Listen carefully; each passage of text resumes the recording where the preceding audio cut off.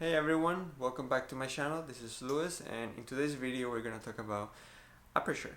And this is the third video on our 3-video series that explains the basics of photography. If you haven't seen my previous videos, you can check them out. I will put them on the description. And in those previous videos I talked about ISO and shutter speed. If you're interested in those, you can go ahead and watch them. So let's get started. Cue the intro.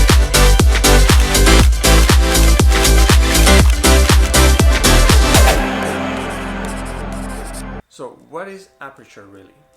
Aperture is strictly defined by which lens you have.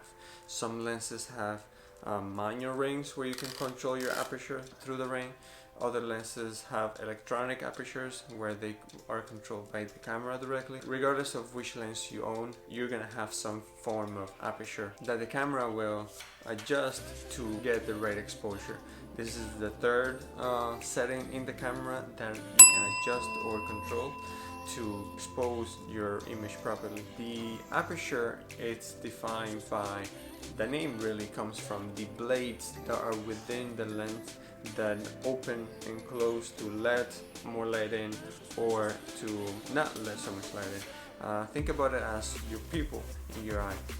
When you are, if you look in a mirror and you turn off the light, your pupil is gonna widen. The black part of your eye is gonna get wider to let more light in.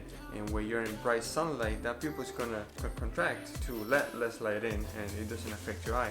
Your eye does this instantly and you might not notice it, but this is pretty much how the camera works. In some lenses, for example in this one that has a manual aperture ring, I can show you there are blades in there that if you open them and close them, you can see the aperture in there. That pinhole in there represents the pupil in your eye, and as you open it you can let more light in, and as you close it you let less light in.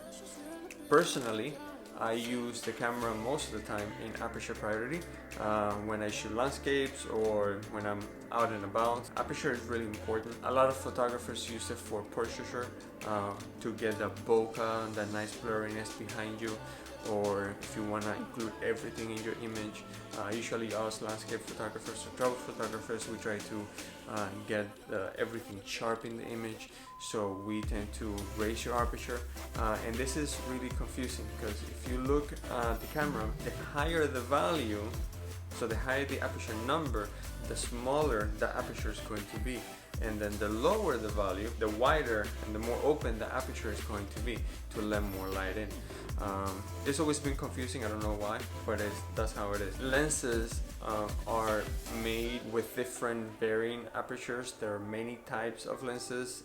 You have your prime fast lenses. Normally these lenses will have wider apertures since they don't have a zoom feature. They're able to make them more optically able to shoot at wider apertures. For example, if you look at the Nifty 50 for any camera manufacturer, that one has an aperture of 1.4 or 1.8 depending on which one you get, but it's a prime lens. Usually zoom lenses with bigger or wider apertures are going to be more expensive because they're harder to make, and they're more expensive because of that. They can let more light in. For photography in landscape and travel, you really don't need a fast aperture. Mainly you're gonna shoot all of your images aperture 8, which is normally the sweet spot for your lens, or for most of the lenses anyways. So when do you use a wide aperture? Basically, in a nutshell, you want to use it when you're photographing. You want to make the subject stand out and separate the background from the subject to give that depth or that bokeh or bokeh, however you guys want to call it. By having that wide aperture, not only you let more light in, but you can soften the background behind you, making the image look more pleasing, and you can direct all of your attention to your main subject. When do you use a smaller aperture? Basically when you want to get everything sharp, everything in focus. So I encourage you again to experiment with your aperture. Put your camera in aperture priority. Most of the time I have it in aperture priority. I rarely change it from that, because most of the things that I shoot, I tend to only control the aperture and the ISO. I shoot a lot of cityscapes and a lot of landscapes, so most of the time I just shoot at f8 and I just let the camera do the rest, even when I'm photographing my kid or anything that doesn't have much movement in it.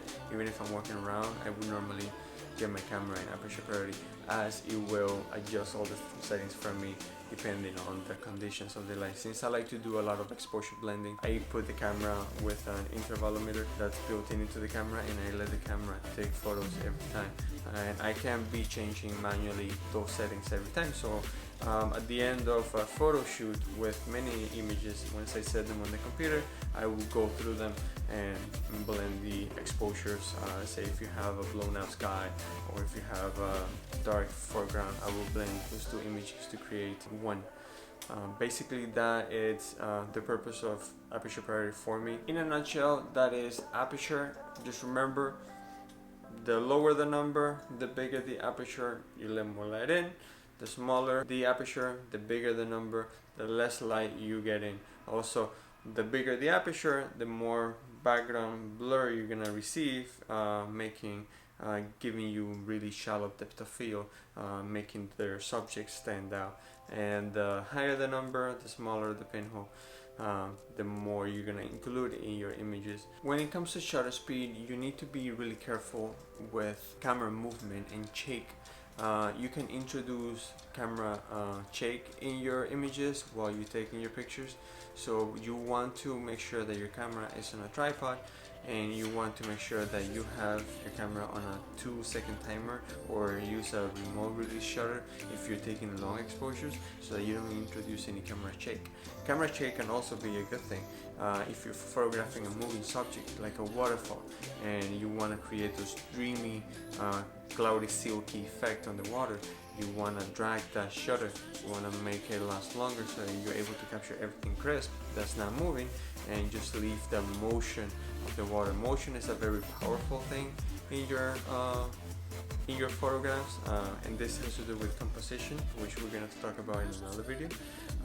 But basically, by adding movement and by adding motion in your images, you're able to more creative with your photographs, and you're able to get better results from it. So go out, try it for yourself, and let me know down in the comments how it went. This is set of the 3-part series. I was very vague about it on purpose. I want you guys to understand it as simple as possible. It's really not complicated. This is made for beginners. If once you master those 3 settings, you can stop thinking about it, and you can explore your creativity once you don't have to worry about camera settings again. Most of the time I shoot myself on aperture priority.